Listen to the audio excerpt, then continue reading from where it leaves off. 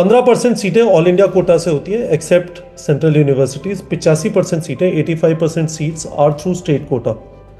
State quota के लिए eligible होने के लिए आधार कार्ड पे मेरे एड्रेस लिखा हुआ है वो सफिशिएंट है? नो कपिल, ये बहुत अच्छा सवाल आपने रेज किया है, क्योंकि मैक्सिमम बच्चों को और पेरेंट्स को ऐसा लगता है कि आधार कार्ड का एड्रेस ही आपकी एलिजिबिलिटी को डिसाइड करता है। ऐसा नहीं है। स्टेट की एलिजिबिलिटी यदि मेरा एड्रेस उस स्टेट का, उत्तर प्रदेश का या आसाम का या वेस्ट बंगाल का लिखा हुआ है तो that is not good enough, that's what you are saying?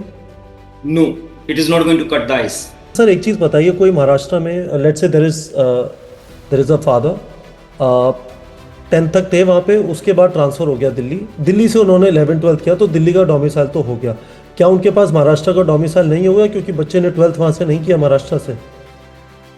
Kapil, ये ना एक थोड़ा सा स्पेसिफिक केस है कि उनके जो फादर अगर मान लो दिल्ली ट्रांसफर हुए तो वो किस was he into Maharashtra government job, और was he into a central government job and Maharashtra cadre, और was he into a private job और प्राइवेट प्रोफेशन। अगर मान लीजिए वो central government job with Maharashtra cadre थे या महाराष्ट्र जॉब पे वो ट्रांसफर हुए, they he will still be considered eligible for Maharashtra state. चलिए, तो आप ये कह रहे हैं कि बच्चे के आपको लगता है बहुत अच्छे नंबर आएंगे तो दिल्ली के डोमिसाइल का वैल्यू है, यदि लगता है कि बच्चे के बहुत अच्छे नंबर नहीं आएंगे तो यूपी का domicile might be better than Delhi, क्योंकि दिल्ली के डोमिसाइल से आपको एनडीएमसी या बीएसए नहीं मिले। कपिल, मैं आपको एक छोटा सा एग्जांपल देता हूं। अगर आप एससी कैटेगरी के हैं, आपको ऑल इंडिया से या दिल्ली से उस मेरिट पे एडमिशन नहीं मिल सकता जिस मेरिट पे आपको एडमिशन यूपी में मिल जाएगा। Sir this is fantastic, that is why I love these sessions. आपकी नॉलेज इतनी ज़्यादा है, मैं सोच भी नहीं सकता था ये वाली चीज़ जो अभी आपने एक्सप्लेन की, that is fantastic. Good evening students, हमारे साथ राकेश सर हैं। हम डेली वीडियोस कर रहे हैं। हमने एक वीडियो में आपको टाइम टेबल के बारे में बताया था जो एमसीसी ने पब्लिश किया है for all India quota counselling and state counselling. देखते हैं स्टेट काउंसलिंग कैसे पैन आउट होती है, उसके बारे में डिटेल डिस्कशन किया था। उसके बाद वाले वीडियो में हमने डिटेल डिस्कशन इस बारे में किया था कि कुछ कॉलेजेस की फीस बहुत कम है, कुछ की बहुत ज़्यादा है, उसका एक पर्सपेक्टिव दिया था। इस वाले वीडियो में राकेश सर, मैं एक स्पेसिफिक क्वेश्चन का आंसर चाहता हूँ। 15% सीटें ऑल इंडिया कोटा से होती है एक्सेप्ट सेंट्रल यूनिवर्सिटीज। 85% सीटें 85% seats are through state quota. State quota के लिए एलिजिबल होने के लिए आधार कार्ड पे मेरे एड्रेस लिखा हुआ है वो सफिशिएंट है? नो कपिल, ये बहुत अच्छा सवाल आपने रेज किया है, क्योंकि मैक्सिमम बच्चों को और पेरेंट्स को ऐसा लगता है कि आधार कार्ड का एड्रेस ही आपकी एलिजिबिलिटी को डिसाइड करता है। ऐसा नहीं है। स्टेट की एलिजिबिलिटी यदि मेरा एड्रेस उस स्टेट का, उत्तर प्रदेश का या आसाम का या वेस्ट बंगाल का लिखा हुआ है तो that is not good enough, that's what you are saying? No, it is not going to cut the ice.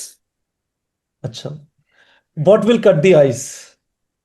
When we talk about the what will cut the ice is, there are three things जो कि बच्चों को समझना जरूरी होता है। किसी भी स्टेट में पार्टिसिपेट करने के लिए जो आपकी एलिजिबिलिटी कंडीशन है, वो किन्हीं एक या एक से ज्यादा कारणों के ऊपर डिपेंड कर सकती है। तीन मेजर फैक्टर्स हैं जिनको हम बात कर रहे हैं। सबसे पहला फैक्टर है कि आपका रेजिडेंसी, कि आप उस स्टेट के रेजिडेंट हैं या नहीं। रेजिडेंसी। नंबर दो, आपने वहां पे क्वालिफाइंग एग्जामिनेशन पास किया है या नहीं। नंबर क्वालिफाइंग एग्जामिनेशन क्या होता है? Twelfth standard. Okay. Number three, what is your span of education in that state. कुछ स्टेट्स आपके 4 साल के स्पैन को मानते हैं, कुछ स्टेट्स आपके 7 साल के स्पैन को मानते हैं। तो इन तीन और पैरामीटर्स दिल्ली को। 2 साल मांगता है, 11th एंड सॉरी, 12th। और दिल्ली सिर्फ 2 साल मांगता है, 11th और 12th। आपने 11th-12th यहाँ से किया तो you are eligible. So that is qualifying examination ना, क्योंकि क्वालिफाइंग स्पैन ऑफ, एग्जामिनेशन। आपने स्पैन ऑफ एजुकेशन बोला तो वहां पे दिल्ली में 2 ही साल का span of education is enough, right? No, it is not that way ना, that's what I am saying. Delhi it doesn't factor in your span of education. आप कहते हैं कि दिल्ली से मैं 7 साल, मैं पहली से 10वीं तक दिल्ली में पढ़ा था, पर मैंने 11th-12th कोटा से की है, तो क्या मुझे दिल्ली कोटा मिल जाएगा? नहीं मिलेगा। श्योर। तो आपको क्वालिफाइंग एग्जामिनेशन, रेजिडेंसी और स्पैन ऑफ एजुकेशन, इन तीन क्राइटेरिया को देखना पड़ता है, जिसके बेस पे आप डिसाइड होता है कि आप किसी स्टेट के लिए एलिजिबल होते हैं या नहीं होते हैं। जैसे वेरी फॉर गुड। एग्जांपल, अगर हम एक टेस्ट केस की बात करें, जैसे आपने बिल्कुल सही कहा, दिल्ली में इस बात से कोई फर्क नहीं पड़ता कि आप रेजिडेंट ऑफ दिल्ली हैं या नहीं, आपका स्पैन ऑफ एजुकेशन कितना है। इन दोनों फैक्टर्स का दिल्ली की एलिजिबिलिटी के लिए कोई रोल नहीं है। They only ask for whether you have qualified your 12th from Delhi or not. And obviously, when you are saying qualifying 12th from Delhi, it is assumed that you should have studied 11th also from Delhi.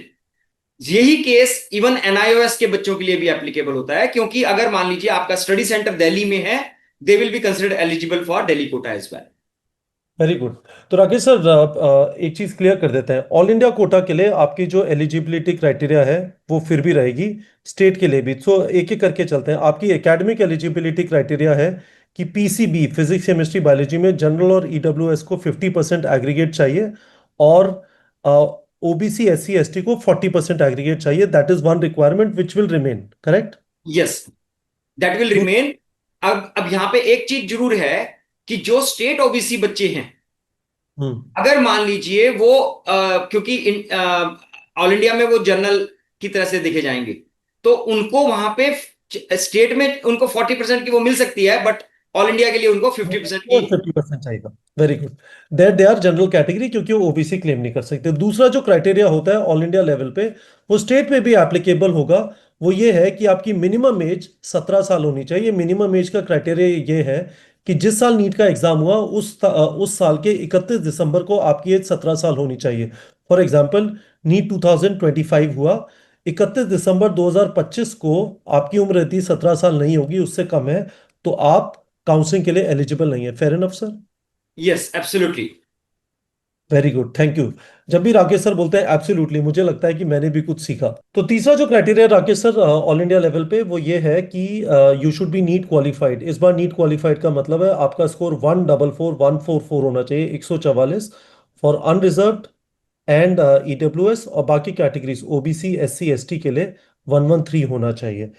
तो ये तीन criteria रहेंगे, इनके बिना you are not eligible for counselling.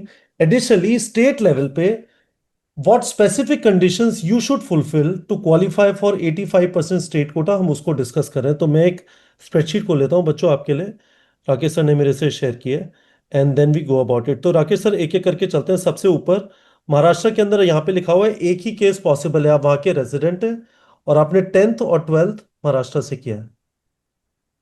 Yes, तो वहां पे आपको अगर महाराष्ट्र का स्टेट कोटा लेना है, तो आपको वहां पे वहां का रेजिडेंट भी होना जरूरी है, रेजिडेंसी सर्टिफिकेट भी चाहिए, प्लस आपको 10th भी वहीं से पढ़ा होना चाहिए और 12th भी वहीं से पढ़ा होना चाहिए, तभी बहुत आप अच्छा। वहां स्टेट का सीट्स के लिए पार्टिसिपेट करने के लिए एलिजिबल होंगे। बहुत बढ़िया।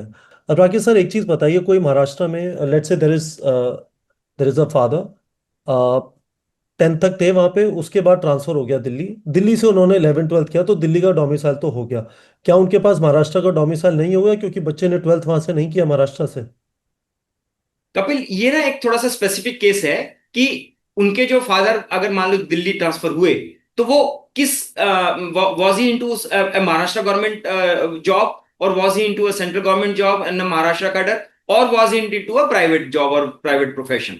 अगर मान लीजिए वो central government job with Maharashtra cadre थे, या महाराष्ट्र जॉब पे वो ट्रांसफर हुए, they he will still be considered eligible for Maharashtra state.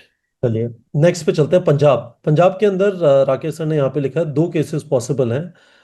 आप रेजिडेंट है वहां के और आपने 10th और 12th नहीं किया, अच्छी बात है, तो भी आप स्टेट कोटा के लिए एलिजिबल है। दूसरा क्राइटेरिया ये है कि आप रेजिडेंट नहीं है पर आपने 10th और 12th, इसका मतलब 11th भी हो ही जाता है, तो पर 10th और 12th वहां से किया तो भी आप एलिजिबल हैं। तो राकेश सर, अगेन रेजिडेंट की जो रिक्वायरमेंट है आपको एक सेपरेट वीडियो में बच्चों को बतानी पड़ेगी शायद, पर आप यहाँ पे ये कह रहे हैं कि दो केसेस पॉसिबल हैं, 10th 12th वहां से नहीं किया कहीं भी, पर आप पंजाब के रेजिडेंट हो तो you are eligible for state quota. Yes. Good, ठीक है। तीसरी चीज चलते हैं, राजस्थान। राजस्थान में एक बहुत ही इंपॉर्टेंट कंट्री है, सॉरी कंट्री में बोलना चाहिए स्टेट नहीं डिस्ट्रिक्ट बोलना चाहिए, कोटा। आई थिंक कोटा, जब जब नीट एस्पिरेंट्स की बात आती है तो it is a separate country of its own, या आइलैंड, आप जो भी बोल लीजिए। तो राजस्थान में दो केसेस पॉसिबल हैं। आप वहाँ के रेजिडेंट हैं, आपने 10th 12th वहाँ से नहीं किया, तो you are eligible for state quota. दूसरा केस इंटरेस्टिंग है, आप रेजिडेंट नहीं है, आपके आधार कार्ड पे लेट से बिहार का एड्रेस है, पर आप 10th और 12th आपने वहां से किया। सो इस चीज को समझने की कोशिश करते हैं। आपके पास बिहार के रहने वाले आपके पेरेंट्स ने 10वीं क्लास के अंदर आपको भेज दिया कोटा, 10th 11th 12th आपने स्कूलिंग वहां से की, आपने कोचिंग वहां से की, स्कूलिंग करनी पड़ेगी, वो नॉन अटेंडिंग हो अटेंडिंग हो, तो आप राजस्थान के डोमिसाइल के लिए भी एलिजिबल हो जाएंगे। क्या ये बात सही है Rakesh sir, as per what you are saying? तो राजस्थान में there are two cases possible, कि अगर आप वहां के डोमिसाइल हैं और आपने वहां से पढ़ाई नहीं भी की है, पढ़ाई आपने बाहर से की है, तो भी आपको डोमिसाइल के बेस पे आपको एलिजिबिलिटी मिलती है। अगर आप वहां के डोमिसाइल नहीं हैं पर आपने वहां पे 5 साल पढ़ाई की है, तो आप वहां पे स्टेट कोटा में पार्टिसिपेट कर सकते हैं। तो इसका मतलब 10th 11th 12th is not enough. Ideally यदि मैं बिहार से हूँ, मैं उत्तर प्रदेश से हूँ, मैं झारखंड से हूँ, मैं छत्तीसगढ़ से हूँ, मैं मध्य प्रदेश से हूँ, और मुझे राजस्थान के कॉलेजेस में एडमिशन चाहिए स्टेट कोटा के थ्रू, तो उसके लिए मुझे 8 9 10th 11th 12th 5 साल वहां पे जाके पढ़ना पड़ेगा, तो बच्चे का एग्जैक्टली। एडमिशन कराना पड़ेगा। एग्जैक्टली। मुझे लग रहा है सर एक कोचिंग वालों ने कराया वहां पे कि चलो इस बहाने 5 साल के लिए एडमिशन मिलेगा। ठीक है, ओके। चलिए नेक्स्ट चलते हैं सर, तमिलनाडु पे चलते हैं। तमिलनाडु के अंदर क्राइटेरिया एक तो ये है कि आप वहाँ के रेजिडेंट हैं और आपने 10th और 12th वहाँ से की है। यदि आप वहाँ के रेजिडेंट नहीं है और आपने 10th और 12th की है तो आप एलिजिबल हो जाते हैं। कोई एडिशनल क्राइटेरिया भी है क्या सर? हाँ, यहाँ पे 10th और 12th लिखा है हमने इसलिए क्योंकि 10th और 12th तो वहां पे कंपलसरी है ही है। बट दे से कि आपका total span of education should be 7 years. 7 years का मतलब क्लास 6 to 12th। 6 से 12th तक आपने वहां पे पढ़ाई की हो तो आपको तमिलनाडु का स्टेट एलिजिबिलिटी मिल जाएगा। So, student, just to be sure, and I'm speaking this in pure English, I will also put this separately on our Telegram channel, just this piece of it. What we are saying is, in case of Tamil Nadu, you would be eligible for state quota in two conditions. One condition is you are resident there and you have studied class 10th, 11th, and 12th there. The other criteria is if you're not a resident, then you have done not only 10th and 12th, but span of education is 7 years, which means class 6 to 12. Sir, it is assumed that if you are resident, then also you would have done 6 to 12th. If you have not done 6 to 12th, and even if you are resident, you will not be eligible for state quota, right? No, just having the residency certificate will not make you entitled for Tamil Nadu state. Let's come to Uttar Pradesh, sir. In Uttar Pradesh, what you are saying is if you are a resident, you have not done 10th and 12th, then you are eligible for state quota. That is interesting. So, what that means is who's studying, everyone who's a resident of all these places near Delhi, Ghaziabad, Noida, for that matter, Meerut as well. You can come and study in Delhi. You would get Delhi domicile by studying 11th and 12th, and you would have domicile of UP because you are resident there. Is there a span of education requirement in UP also, sir? No, there is no span of education requirement in UP. UP में अगर आपने domicile है और आप चाहे पढ़ाई कहीं से भी कराओ, आपको डोमिसाइल स्टेट एलिजिबिलिटी मिलती है वहाँ। ठीक है। दूसरा क्राइटेरिया आपने यहाँ पे ये बताया कि आप रेजिडेंट नहीं है पर आपने 10th और 12th दोनों यहाँ से 10th की। और 12th या 12th दोनों, मतलब दोनों केस वहां पे अलाउड हैं। तो 12th का मतलब 11th एंड 12th, जनरली आप 11th और 12th दोनों एक जगह से करेंगे। हाँ, एग्जैक्टली exactly। ठीक है। अगेन स्पैन ऑफ एजुकेशन नहीं है। नहीं, span of education is not required. पर जनरली इस टाइप का केस नहीं होगा कि कोई दिल्ली में रहता है और वो नोएडा के अंदर जाके पढ़ रहा है जिससे उसे यूपी का स्टेट कोटा मिल जाए, पर उसकी वजह से उसका दिल्ली का कोटा खत्म हो जाएगा। ऐसा केस एक भी एग्जिस्ट नहीं करता होगा इस दुनिया में, राइट? नहीं, ऐसा नहीं है कि अब धीरे धीरे अवेयरनेस आ रही है लोगों के अंदर कि दिल्ली की मेरिट बहुत हाई जाती है। आपको अगर मान लीजिए एक सही गवर्नमेंट बात। कॉलेज की रिक्वायरमेंट है तो दिल्ली का अब कोई बहुत ज्यादा बेनिफिट नहीं बचा है। और एडिशनली एक बात यहाँ पे ये भी जरूरी है समझना कि Delhi was promoted largely by the coaching centres due to its non dummy, जो हम नॉन अटेंडिंग जो स्कूल्स बात करते थे, डमी स्कूल्स की जो बात करते थे, उसके कारण एक बहुत Delhi got a high number of applicants. But otherwise हम देखें तो there is not really very significant benefit for the students who are not able to score as much merit as it required in Delhi, because it's a very competitive state now। तो आप ये कह रहे हैं कि बच्चे के आपको लगता है बहुत अच्छे नंबर आएंगे तो दिल्ली के डोमिसाइल का वैल्यू है, यदि लगता है कि बच्चे के बहुत अच्छे नंबर नहीं आएंगे तो यूपी का domicile might be better than Delhi, क्योंकि दिल्ली के डोमिसाइल से आपको एनडीएमसी या बीएसए नहीं मिलेगा। कपिल, मैं आपको एक छोटा सा एग्जांपल देता हूं। अगर आप एससी कैटेगरी के हैं, आपको ऑल इंडिया से या दिल्ली से उस मेरिट पे एडमिशन नहीं मिल सकता जिस मेरिट पे आपको एडमिशन नहीं यूपी में मिल जाएगा। Sir, this is fantastic, that is why I love these sessions. आपकी नॉलेज इतनी ज़्यादा है, मैं सोच भी नहीं सकता था ये वाली चीज़ जो अभी आपने एक्सप्लेन की। That is fantastic. नेक्स्ट चलते हैं उत्तराखंड। उत्तराखंड में आपने दो केसेस बोले हैं। यदि आप वहाँ के रेजिडेंट हैं then you qualify for state quota. यदि आप वहाँ के रेजिडेंट नहीं हैं तो 10th and 12th दिखा हुआ है सर। कोई स्पैन ऑफ एजुकेशन का यहाँ पे चक्कर है? नहीं, स्पैन ऑफ एजुकेशन का नहीं है, वो 10th और 12th मांगते हैं। बट यहाँ पे एक चीज वो एक कैविएट डाल देते हैं कि you will not be considered eligible for your category benefit. Same would be the case in Tamil Nadu as well, I am yes, assuming. Absolutely. Category benefit के लिए आपको रेजिडेंसी होना जरूरी है। एब्सोल्युटली, क्योंकि बिना आपके उसके रेजिडेंसी सर्टिफिकेट के आप अपने स्टेट का वहां का कास्ट कैटेगरी सर्टिफिकेट नहीं ले सकते। और फाइनली हम दिल्ली पे आ गए। दिल्ली में बस एक ही रिक्वायरमेंट है। मैं खुद दिल्ली में रहता हूँ। My kid is in now class 11। यहाँ पे स्टेट कोटा के लिए इंजीनियरिंग कॉलेजेस है, मेडिकल कॉलेजेस है, एक ही रिक्वायरमेंट है, 11th 12th यहाँ का किया होना चाहिए। सिर्फ इसी रिक्वायरमेंट के होने की वजह से lot of people who stay in Gurgaon, who stay in Faridabad, who stay in Noida, who stay in Ghaziabad, for that matter who stay in Rewari and Alwar, they do 11th and 12th from Delhi, और उससे वो स्टेट कोटा के लिए दिल्ली में एलिजिबल हो जाते हैं। आपने एनआईओएस के लिए एक स्पेसिफिक चीज़ बताई। एनआईओएस का कंफर्म कर दीजिए सर। कोई यदि एनआईओएस कैंडिडेट है तो दिल्ली के डोमिसाइल के लिए उसे क्या करना पड़ेगा? उसका जो स्टडी सेंटर है वो दिल्ली में होना चाहिए।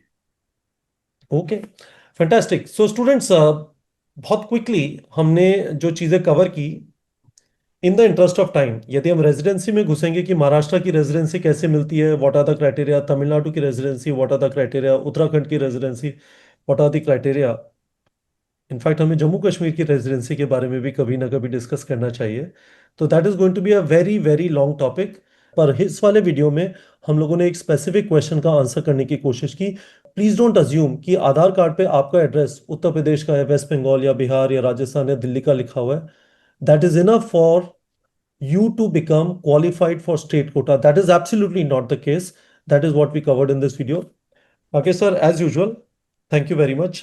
This was fantastic. We will keep coming up with more and more videos so that students are well aware, well informed as they go into this counseling process for NEET 2025. Just one request, Kapil, and just one message that I would like to give to the students. बहुत सारे parents out of sheer need and greed for a government seat, they fall in trap for some fake documents, fake domiciles, fake categories, fake quota certificates.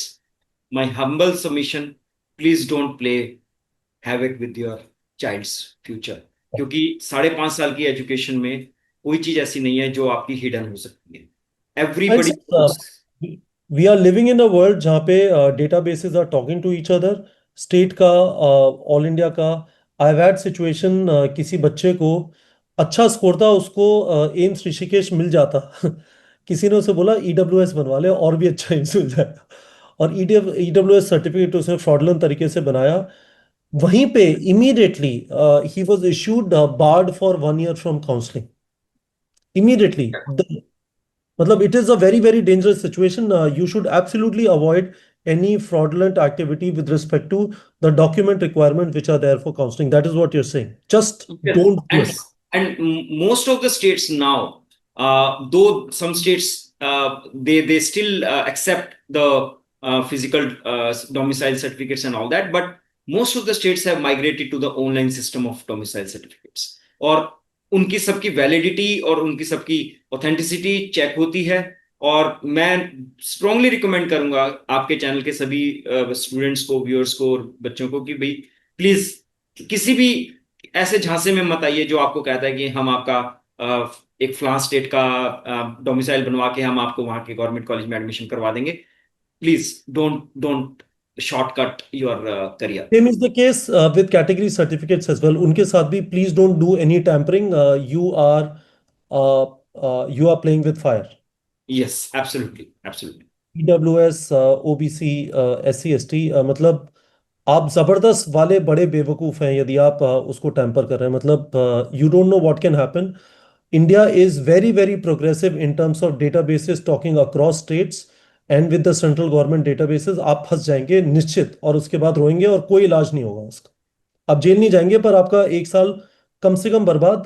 ज्यादा कुछ penalization mechanism है, we are not aware, वो भी हो सकता है.